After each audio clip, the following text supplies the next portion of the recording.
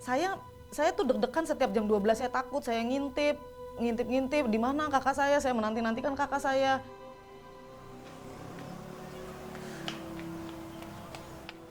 Kakak lama banget sih, kan aku udah nungguin dari tadi, udah keburu mau masuk kelas nih. Iya maaf, ini juga kakak udah buru-buru, udah lari-lari. Ya udah yuk. Saya marah-marahin kakak saya gitu, hampir setiap hari kita kayak gitu selama saya kelas 4 SD itu.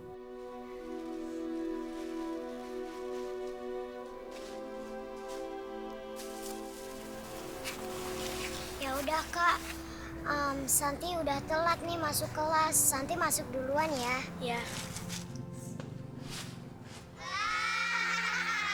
Ada teman saya juga yang lihat tuh, ih sepatunya kegedean gitu, sepatunya tukeran ya gitu, yang sudah tuker sepatu, tuker tas. Itu buat saya itu sangat, aduh sedih sekali lah, tentu perasaan saya sudah nggak bisa dibayangin. Tapi karena itu kejadian yang sering terjadi dalam hidup saya jadi lama-lama biasa. Hari ini Ibu akan membagikan hasil ulangan matematika yang kemarin. Dari hasil ulangan yang kemarin itu hanya ada satu anak yang mendapatkan nilai 100. Kalau saya pinter kan teman-teman saya ngelihat saya gitu kan, saya nggak dilecehkan lagi. Saya nggak cuman, mereka nggak cuman ngelihat saya sebagai Santi yang miskin, bisa menerima saya dari sisi yang lain.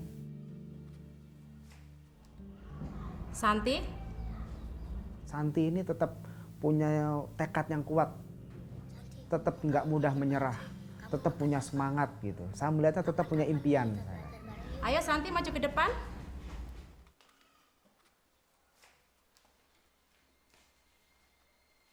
Oh ya, jangan lupa nanti sebelum pulang sekolah kamu ke ruangan kepala sekolah dulu ya.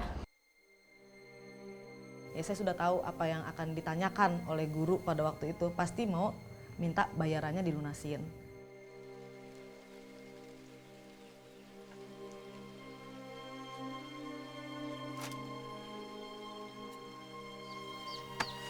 Kamu kenapa pulang sekolah kok jembrut gitu? Anu Pak, tadi Santi ditagih uang SPP lagi sama bu guru. Katanya kalau nggak dibayar, rapot Santi nggak bisa diambil. Bapak saya cuma bilang, iya nak sabar ya gitu. Nanti pas minggu depan papa jualan, nanti kalau ada sisanya buat bayaran.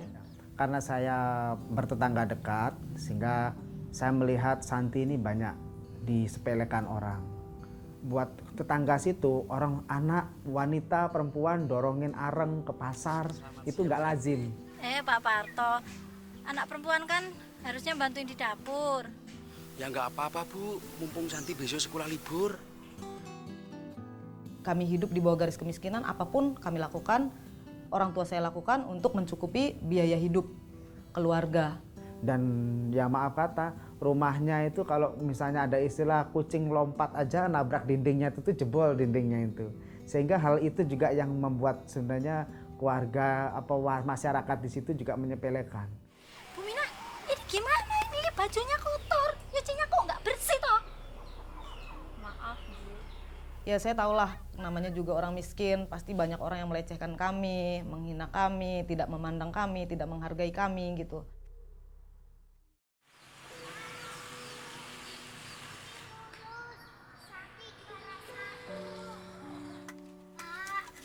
Santi lulus. Santi dapat juara 1. Berarti Santi bisa nerusin ke SMP dong. Nak, sepertinya kamu nggak bisa ngelanjutin sekolah lagi nak. Mungkin tahun depan, kalau bapak sama ibu ada rezeki nak. Sebenarnya uangnya sudah ibu bayarin sekolah kakakmu nak. Gantian ya. Saya pengen sekolah supaya saya bisa cari uang lebih baik lagi gitu daripada yang sekarang. Gitu, daripada yang papa saya, mama saya lakukan hanya sebagai buruh, sebagai pedagang kayu. Ya udah, mau gimana nih? Gitu, seolah-olah aduh, apakah impian saya cukup sampai di sini aja gitu, nggak bisa sekolah lagi. Dan kayak seolah-olah apa yang harus saya lakukan? Saya banyak pertanyaan-pertanyaan pada waktu itu muncul dalam pikiran saya. Gimana saya bisa gitu loh sekolah, gimana caranya, tapi nggak bisa, emang keadaan memang nggak bisa.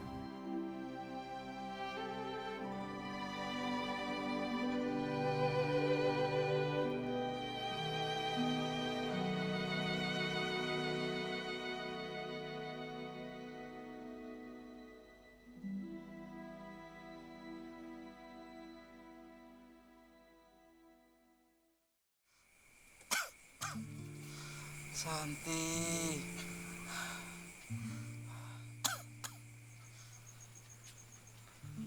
Pak, Bapak kenapa? Bapak jangan banyak gerak dulu. Bapak haus, Santi. Ya udah, Santi ambil minum dulu ya, Pak. Jangan. Santi di sini aja temenin Bapak. Saya pegang bapak saya dan dia bilang, yang kuat ya nak, gitu. Kamu jangan menyerah sama keadaan, Santi. Tetap setia sama Tuhan, jangan pernah tinggalin Tuhan.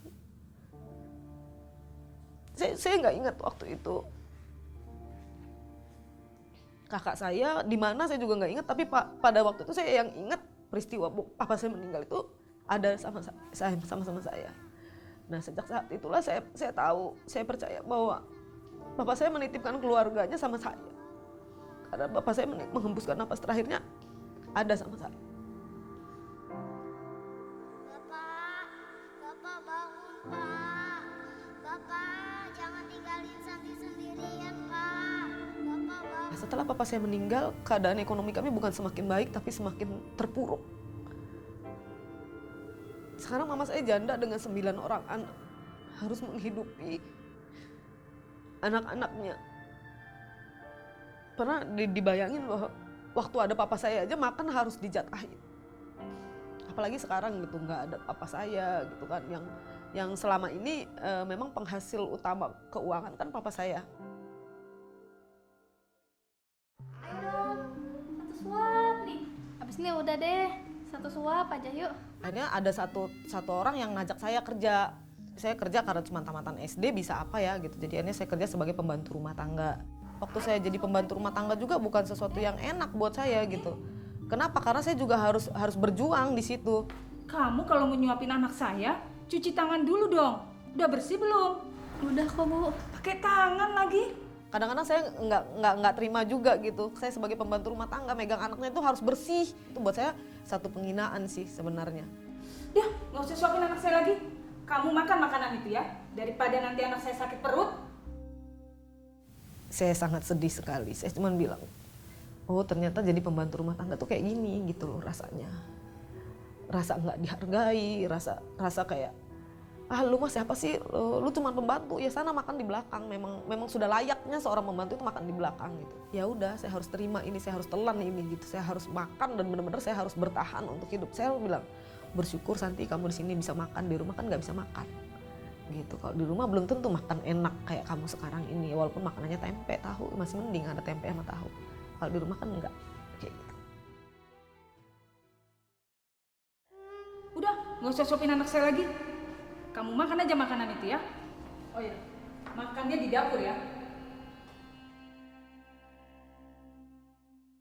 Pada waktu itu saya sudah kayak nggak punya apa-apa, kayak udah nggak punya pengharapan gitu. Tuhan bisa nggak ya gitu, kayak membutuhkan dan mempertanyakan keajaiban Tuhan itu masih ada nggak dalam hidup saya gitu. Sampai akhirnya saya memutuskan untuk ya udahlah ini saya berdoa nih sama Tuhan gitu. Sampai saya dapat ayat gitu yang bilang bahwa orang yang takut akan Tuhan tidak akan pernah kekurangan satupun yang baik. Dan saya aminkan itu gitu. Saya percaya bahwa Tuhan nggak pernah lalai dengan janjinya gitu. Dan waktu saya mendapatkan ayat itu, saya berdoa sama Tuhan. Saya bilang, Tuhan saya percaya bahwa Engkau yang berjanji adalah Allah yang setia, menepati janji-janjimu dalam hidup saya. Gitu. Tahun 2000 saya ke Jakarta. 4 tahun kemudian saya pulang ke Lampung. Setelah saya pulang ke Lampung, saya ketemu Santi. Santi? Santi, kok kamu pinter banget sih? Kamu makan apa? Kapan-kapan kita belajar bareng yuk. Wisman, kamu udah balik Jakarta toh? Udah. Waktu ketemu Wisman itu seneng, Man, kamu di mana sekarang? Di Jakarta. Tapi kamu ngapain di sini? Oh, aku kerja di sini jadi pembantu. Oh betulan, Ti. Aku di sini masih minggu. Aku lagi mau cari orang buat kerja bareng sama aku. Kamu mau nggak ke Jakarta? Gitu. Nah, waktu Wisman nanyain saya ke Jakarta itu saya ngerasa, wah kayaknya enak nih ya ke Jakarta ya. Wah bisa lihat Monas gitu kan.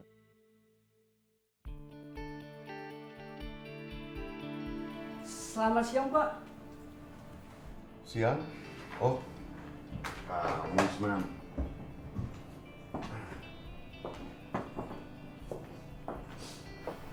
Ini Santi, teman saya Pak yang waktu itu saya ceritakan. Oh. Penampilan dia yang saya lihat itu ya penampilan kayak orang-orang yang memang belum pernah ke kota. Kayak orang-orang yang ada di daerah-daerah ya yang betul-betul semuanya serba ketutup, Pak. Waktu itu saya merasa bahwa kok pakainya kayak gitu ya gitu loh. Apa sebelumnya kamu sudah pernah bekerja di Jakarta? Belum pernah, Pak. Pertama kali di situ memang saya sempat minder juga sih. Kenapa? Karena ya namanya di Jakarta gitu kan yang suasananya semuanya kayak semua segala sesuatunya penampilan orang juga udah berbeda apa segala macam. Saya ngerasa saya ngeliat diri saya gitu ya. Ini saya seperti apa gitu, seperti orang aneh yang datang ke kota gitu kan yang ngerasa aduh saya nggak bisa apa-apa, nggak ngerti apa-apa dan nggak tahu apa-apa bener-bener. Tapi saya cuma bilang saya mau belajar. Kamu saya terima di sini bekerja. Setelah Santi diterima di situ, atasan saya malah kaget melihatnya. Karena ternyata anak SD tapi punya kemampuan yang lebih daripada orang pada umumnya gitu. Punya tanggung jawab, attitude-nya bagus, semangat, punya hati, setiap apapun yang dilakukan itu dengan antusias. Saya mulai bekerja dan akhirnya saya memulai semua yang saya tidak pernah lakukan di Lampung, saya lakukan di situ. Salah satunya saya belajar komputer gitu. Nah, komputer itu adalah sesuatu benda yang menurut saya baru pertama kali lihat. Minder seminder-mindernya gitu karena nyalain komputer aja saya nggak tahu gitu. Tapi saya lihat dia punya prinsip di dalam Tuhan yang luar biasa. Jadi dia berjuang dan saya lihat ulet, gigi, learning attitude-nya sangat tinggi. Dia mau belajar, dia orang yang sangat konsisten sehingga saya begitu melihat ini saya bilang wah ini akan menjadi sebuah potensi yang luar biasa. Jadi Santi ini hidupnya sangat-sangat mengandalkan Tuhan. Dan saya lihat apa yang Tuhan kerjakan buat Santi ini dan rencana Tuhan itu digenapi. Apa yang dia mimpikan selama 3 tahun kami berada di sana bersama-sama. Jadi perubahan Santi sangat signifikan. Ya walaupun saya tidak bisa sekolah tinggi, tapi saya sangat bersyukur sekarang saya bisa bekerja di sebuah perusahaan internasional yang bergerak di bidang konsultan dan training. Menurut saya amazing. Saya bisa ngelihat bahwa itu benar-benar anugerah Tuhan buat hidup Santi. Dan terlepas dari anugerah Tuhan, dia juga berjuang buat hidupnya sampai akhirnya ya kalau mau saya bilang sekarang sudah sangat berkecukupan, bahkan lebih dari Tuhan. Saya percaya kalau sekarang Santi berhasil, Santi ada sampai hari ini, Tuhan yang mengangkat hidup Santi sehingga Santi ada di titik ini. Luar biasa Tuhan. Dan seperti firman Tuhan berkata bahwa sebab engkau berharga di mataku dan mulia, itulah yang saya rasakan saat ini. Saya seperti berlian yang ditemukan, saya seperti sesuatu yang sangat luar biasa yang benar-benar Tuhan mengangkat saya, membuat saya berharga, membuat saya ada saat ini. Itu semua karena kebaikannya dalam kehidupan saya, karena penyertaannya yang sempurna, karena kasih karunia-Nya yang melimpah dalam kehidupan saya. Saya sangat bersyukur untuk semua yang Tuhan sudah kerjakan dalam kehidupan saya sampai saat ini.